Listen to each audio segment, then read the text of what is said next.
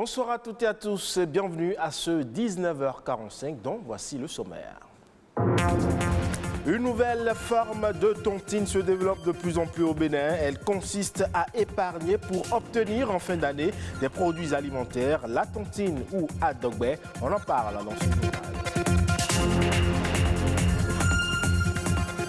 Et avec les moments de fête de fin d'année, c'est le moment idéal pour aller à la découverte de la gastronomie béninoise et de son incroyable richesse. Enfin, plus de 150 000 tonnes de poissons sont importées chaque année au Bénin. Malheureusement, la pêche et l'aquaculture ne couvrent pas encore la demande du marché.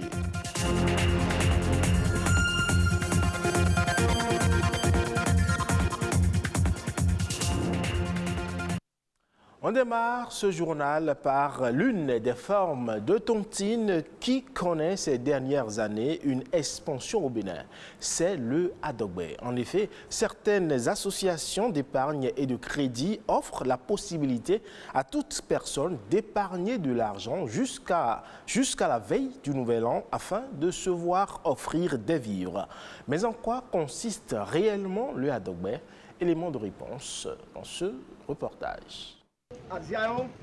Épargner de l'argent pour l'utiliser en période de fête de fin d'année, c'est l'objectif de Adogbe.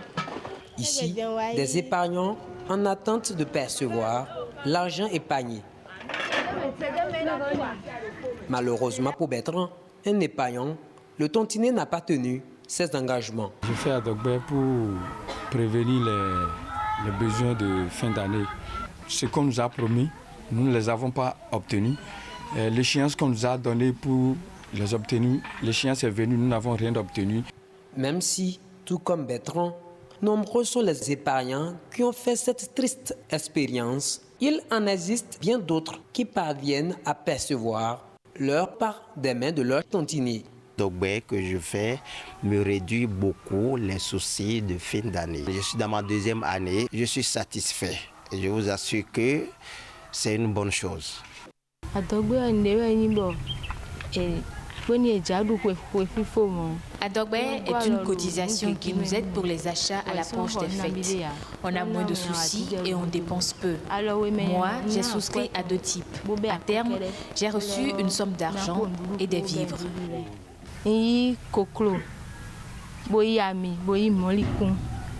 Des sacs de riz, des bidons d'huile et bien d'autres sont remis aux adhérents selon les thèmes du contrat. Il y a 2 aspects au niveau du adogbe. Soit vous prenez argent et vivre, soit vous prenez vivre seul. Nous commençons par 500 jusqu'à 2000 francs pour ce qui concerne argent et vivre.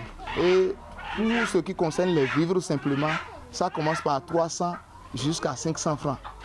À en croire les économistes, ce système d'épargne et de financement profite à tous ces acteurs. Le chef tontinier qui est peut-être un producteur, en même temps il trouve le financement de son activité au lieu d'aller emprunter dans une institution de microfinance ou bien à la banque. Il prend les cotisations et ça lui permet de faire son activité. Il finance son activité de cette manière. Deuxième chose, il a aussi un marché pour son activité. C'est comme s'il faisait ce qu'on appelle une vente à thème, dont le marché est garanti et en fin d'année, il distribue les produits. Donc il a un avantage. Néanmoins, l'activité se déroule dans un cadre illégal. Pas de loi qui encadre son exercice sur tout le territoire national. À cet effet, l'économiste prévient d'ailleurs les parties contractantes et note que plusieurs risques guettent les responsables de la tontine et même les épargnants. Et cette période de fête nous offre aussi l'occasion d'aller à la découverte de la gastronomie béninoise, alors que les aliments traditionnels du terroir se taillent une place de choix dans les différents menus proposés. Ils peuvent également s'avérer essentiels dans le développement du tourisme, au point d'être un pilier pour la croissance économique. La gastronomie béninoise, c'est dans cet élément. C'est dans cette cuisine que Valérie, restauratrice, vit au quotidien sa passion pour l'art culinaire. Elle prend du plaisir à concocter certains délices traditionnels pour satisfaire les papilles gustatives de ses clients. Son goût pour la cuisine vient de la diversité des recettes culinaires dont regorge le Bénin, son pays. Des recettes malheureusement en voie de disparition. Il y a le yoyoé. Yoyoé, c'est un plat toujours à base de farine de maïs qui est souvent consommé à Abomey, Boycon et autres. Je n'en trouve plus souvent. Il y a le avata que beaucoup de la jeune génération ne connaît même pas ce que c'est. C'est une recette faite à base de feuilles de manioc et toujours de farine. Il y a aussi ablo-yoki. Il y a tellement de recettes qu'on ne trouve plus aujourd'hui facilement. Il faut aller chez sa grand-mère, il faut aller au village pour les retrouver et c'est dommage. Affectés par la disparition de ces mets autrefois prisés par nos grands-parents, Valérie et Lorraine font partie du nombre restreint d'amoureux de l'art culinaire qui ont décidé d'offrir aux consommateurs des plats venus de toutes les régions du Bénin. Tout de suite, quand nous avons sorti notre carte pour le restaurant, beaucoup étaient étonnés de voir le nombre de plats béninois que nous avons mis sur la carte. Et c'est ça qui fait qu'ils viennent souvent, puisqu'ils ne l'ont pas ailleurs. Je fais partie quand même de ceux-là qui ont osé dire on peut faire ça dans un restaurant. Et ça a vraiment pris. C'est une initiative qui enchante les passionnés des mets locaux. C'est le cas de Herman, qui s'offre le plaisir de déguster presque tous les jours des plats typiquement béninois. Oui, là, vous me surprenez en train de manger du djongoli au poulet, un plat béninois, comme vous le voyez. Et moi, j'ai souvent du plaisir à prendre les plats béninois. Herman est aussi bien conscient que la gastronomie béninoise souffre d'un manque de visibilité. La gastronomie béninoise a une grande valeur, mais une valeur qui, malheureusement, je pense qu'elle est sous-cotée, même à l'intérieur du Bénin. Quand vous prenez une béninoise, elle peut faire facilement des pâtes alimentaires, du macaroni et tout. Vous prenez une européenne, une italienne ou bien je ne sais pas, elle ne peut pas vous faire du djongoli par exemple. Donc on manque vraiment d'une culture réelle à l'exportation. Pour ces promotrices des mets béninois, l'espoir est toujours permis pour pérenniser les recettes de grand-mère. S'il y a quelque chose à faire, c'est de le faire au plus tôt pour que quand même cette merveille, moi je l'appelle une merveille parce que c'est passionnant, c'est très beau d'avoir ces mets-là, ces plats-là chez nous.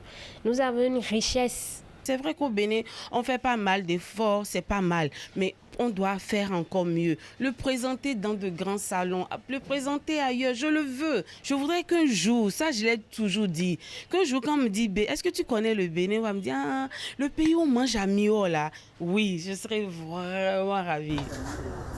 L'art culinaire fait partie intégrante de la culture d'un pays.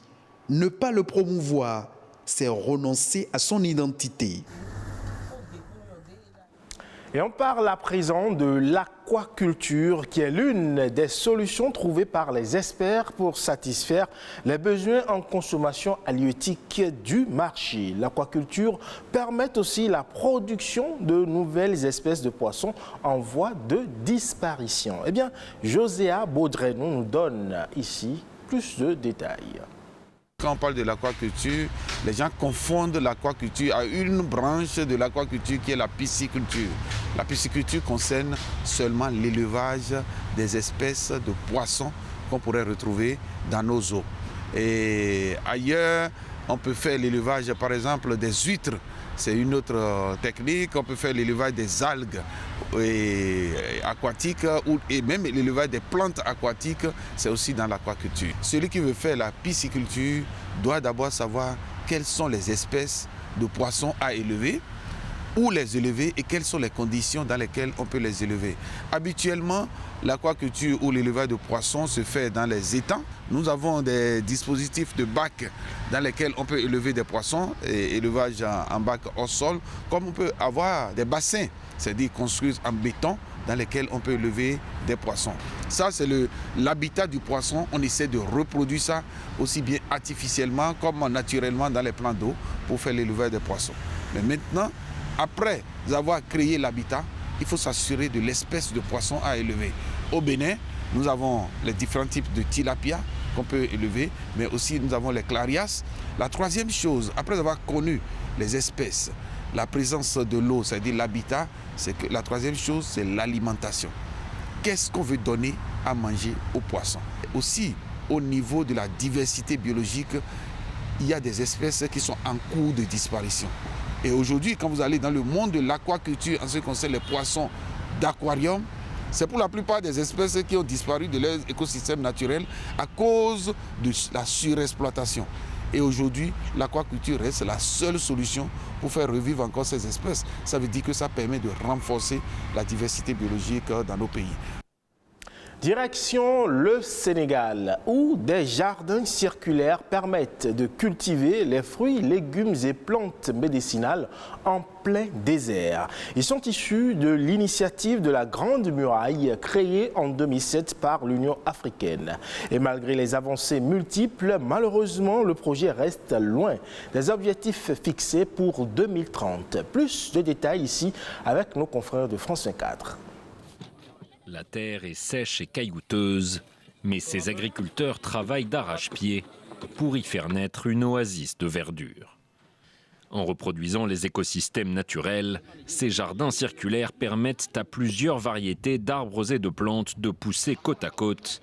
Un concept de permaculture que cet ingénieur en agroalimentaire a popularisé dans le village de Boki Diawé au nord-est du Sénégal. Donc ici vous avez les plantes médicinales sur le premier plan.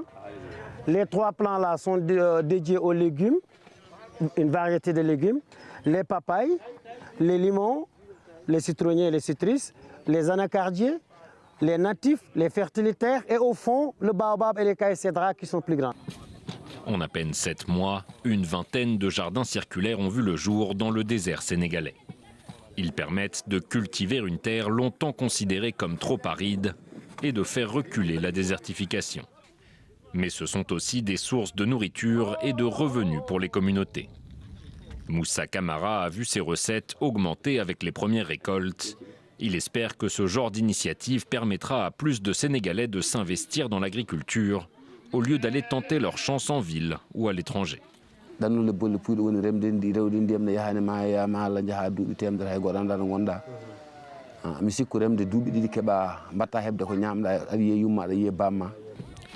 Les jardins circulaires font partie de l'initiative de la Grande Muraille Verte, un ambitieux projet lancé en 2007 par l'Union africaine qui vise à reboiser une bande de 8000 km de désert allant du Sénégal à Djibouti et traversant pas moins de 11 pays. Mais près de 15 ans après sa création, l'initiative reste à la traîne. Selon le dernier bilan, il faudrait multiplier par 4 le rythme actuel du reboisement pour arriver à atteindre l'objectif affiché de restaurer 100 millions d'hectares de terre d'ici 2030. Et c'est la fin de ce 19h45 à retrouver sur le site de l'ORTB, www.ortb.bj. Merci pour votre aimable attention. À très bientôt.